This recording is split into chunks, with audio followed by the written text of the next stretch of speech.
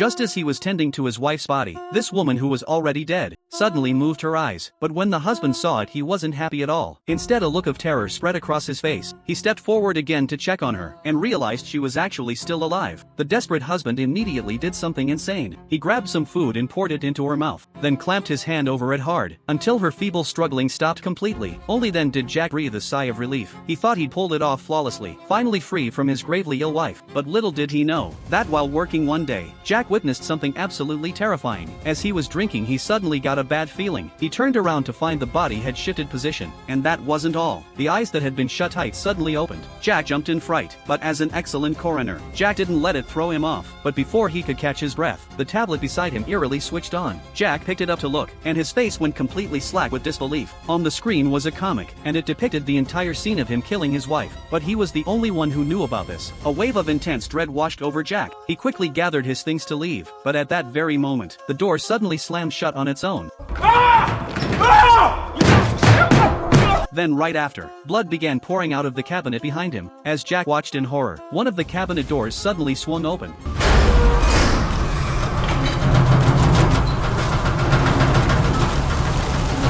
With any chance of escape slipping away, he could only work up the nerve to check. But before he could light his lighter, a dark figure lunged straight at him. As Jack was dragged into the cabinet, all the blood on the walls vanished without a trace. Inside the cabinet, Jack endured torment like never before. A mummy-like dark figure was clinging tightly to him. As he struggled, he finally saw the thing's face. It was his long-dead wife. Jack could only beg for mercy, but it clearly had no effect. At this critical moment, Lisa arrived just in time. In her eyes, there was only Jack struggling in the cabinet. She pulled Jack out of the cabinet. But unexpectedly, the instant their eyes met, Jack jumped in fright again. In his eyes now, Lisa had become his dead wife. As Lisa watched in horror, he chose to end it all.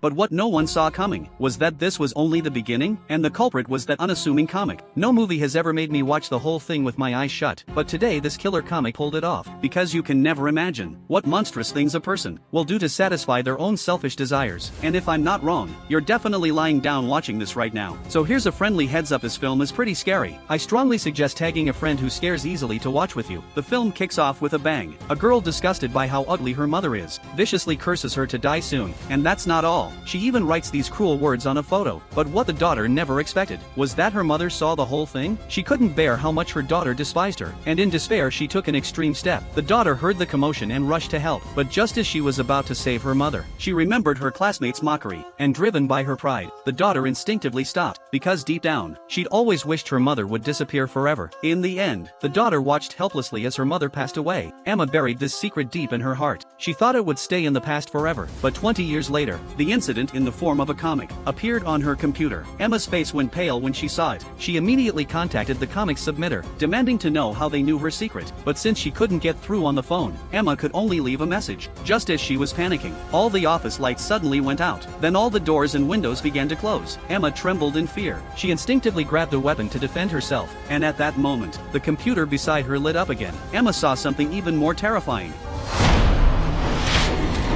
The comic on the computer was replicating her every move. Emma turned and bolted in terror, but the door was locked tight and wouldn't budge. Just then, a horrifying shriek came from behind her. Emma carefully turned to look, and suddenly,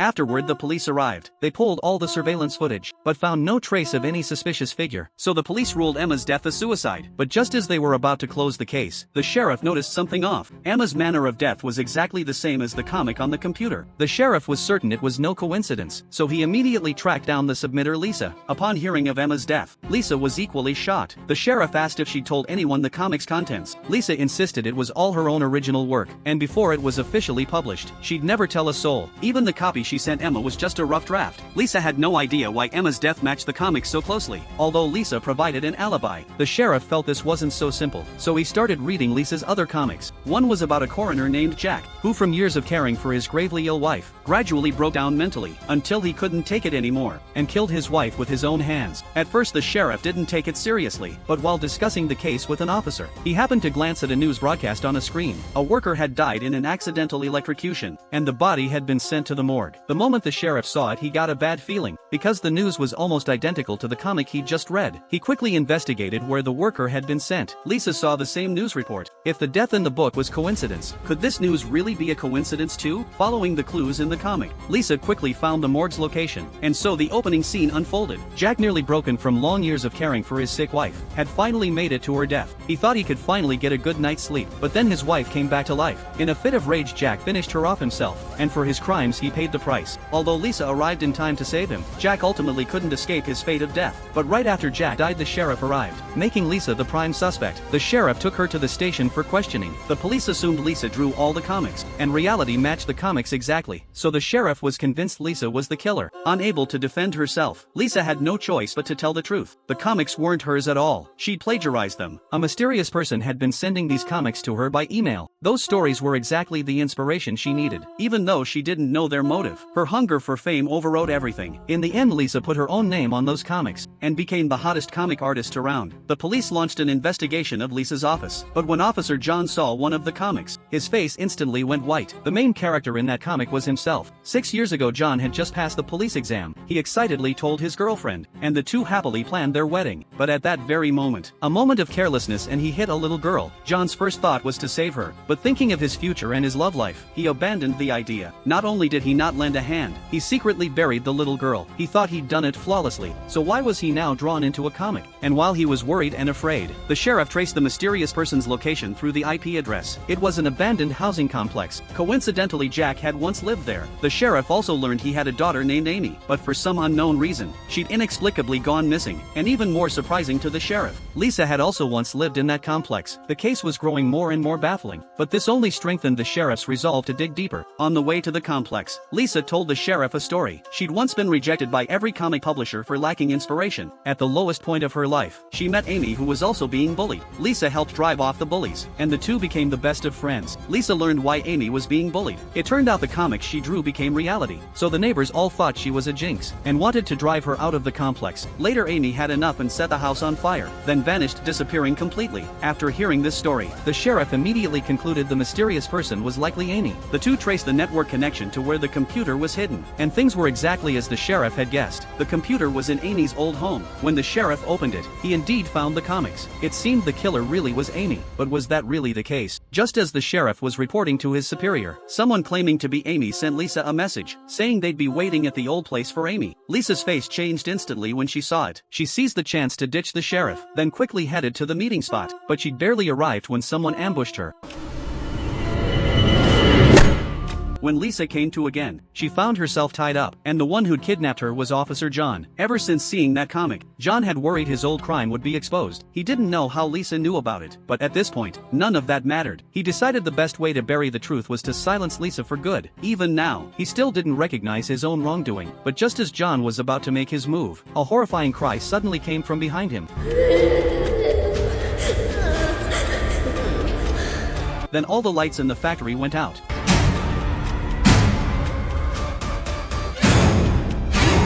Darkness fell all around. Before John could react, a dark figure suddenly appeared behind him.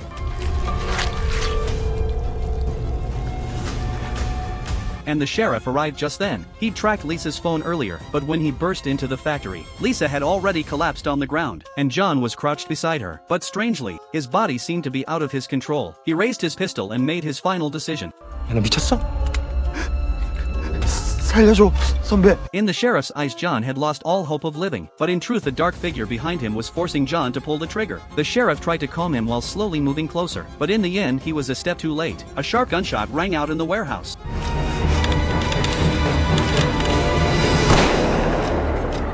The sheriff ultimately couldn't stop this tragedy. Thinking of how John had been crying out to him for help, the sheriff found the whole thing even more eerie. But when he proposed continuing the investigation, his superiors turned him down. The police didn't want to stir up public controversy over this. In the end, the case closed with the suspect dead by his own guilt, but the sheriff refused to give up so easily. He launched a secret investigation, and this investigation uncovered a shocking truth. Every comic Lisa had published was based on cases that had really happened. The sheriff wanted to go question Lisa, but on the way there, a colleague called him. him, they'd lifted fingerprints from Amy's home and found every single one belonged to Lisa. A bold theory formed in the sheriff's mind. Could it be that Lisa had staged all of this herself? Meanwhile, Lisa was frantically destroying comics at home, but at that moment, she received another email. When Lisa opened it, she jumped in fright. This time the main character was herself. It turned out the reason she'd approached Amy back then wasn't out of kindness at all, but because she coveted Amy's special ability. Ever since her mother died, Amy had been despised by her father Jack. Jack had even locked her in with her mother's corpse, and it was this very experience that let Amy unlock a bizarre ability. She could communicate with the dead. Amy learned of the injustices they'd suffered in life, and drew them all out in comics, and all of this was seen by the desperate Lisa. She took these comics to the editor-in-chief, and won his high praise on the spot. Lisa became famous overnight, the most promising author in comics. Later, when Amy found out, she tried desperately to stop Lisa from publishing more, because once these things were exposed, it was like releasing those tormented spirits, and they'd stop at nothing to come back for revenge. But Lisa's mind was already consumed by desire. No amount of pleading would make her stop. The two erupted into a fierce argument over it. In a rage, Amy set the house on fire. She wanted to burn all those comics, but it completely enraged Lisa. The evil inside her could no longer be contained. To protect her fame and fortune, Lisa not only stole Amy's ability to communicate with the spirits, but also brutally murdered Amy.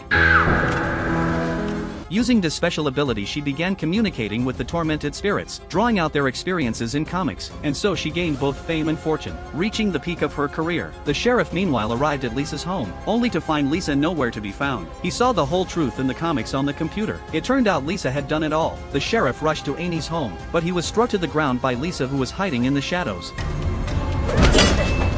But thankfully he had a pistol in hand, and quickly turned the tables. He furiously condemned Lisa's selfishness and greed, but Lisa scoffed at it all. Just then many comics appeared on the surrounding walls, and the main character was the sheriff himself. It turned out John hadn't killed himself that night. The sheriff had already taken the weapon, and it was his own mistake and accidental discharge that killed John. Afterward, afraid of taking responsibility, the sheriff wiped away his own fingerprints, and staged it to look like John's suicide. And the reason he kept investigating this case was only because he felt guilty about John. At the end of the story, under John's control, the sheriff ultimately couldn't escape this tragedy, and Lisa continued making deals with those tormented spirits, because she was the executor of judgment, the one controlling the comics, so she survived.